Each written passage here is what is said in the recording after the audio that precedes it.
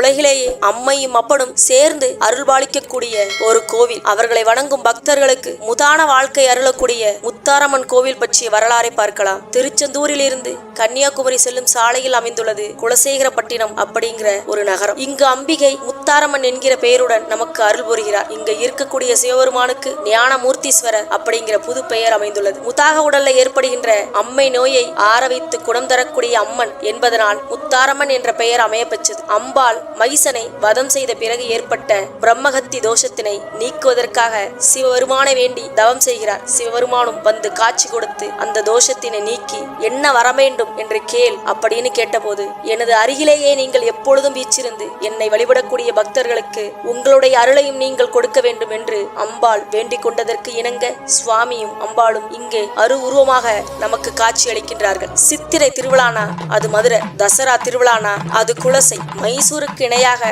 தசரா திருவிழா மிகவும் பிரம்மாண்டமாக கொண்டாடப்படக்கூடிய ஒரு இடம். பாண்டிய நாட்டை ஆண்ட குலசேகர பாண்டிய மன்னனுக்கு அன்னை முத்தாரம்மன் காட்சி கொடுத்து அருள் வழங்கியதால் இந்த ஊருக்கு குலசேகரப்பட்டினம் குலசை அப்படின்னு பெயர் வந்தது. பொதுவாக சிவாலயங்களில் சிவபெருமானை லிங்க திருமேனியுடன் தான் தரிசிக்க முடியும். ஆனால் இந்த கோயில்ல சிவபெருமானும் பார்வதி தேவியும் அமர்ந்த கோலத்தில் காட்சி தருகிறார்கள். மக்களோட உடம்புல ஏற்பட்ட முத்து போன்ற அம்மையை இந்த அம்மன் ஆட்சியதால் முத்தாரம்மன் அப்படிங்கிற பெயர் வந்தது. ஒரு சாதாரண கோவிலா இருந்தது இன்னைக்கு உலக பிரசித்தி பெற்ற கோவிலா மாறி இருக்குதுன்னா அதற்கு காரணம் முத்தாரம்மனின் சக்தி தான். குலசை மக்களோட தெய்வமே முத்தாரம்மன் தான். முத்தாரம்மனை நம்பி வர்றவங்களோட வாழ்க்கையை முத்து போல எப்போதும் பிரகாசமாக ஆக்குபவள் தான் இந்த முத்தாரம்மன். உங்களுக்கும் முத்தாரம்மன் பிடித்திருந்தால் முத்தாரம்மன் துணை என கமெண்ட் செய்யுங்கள்.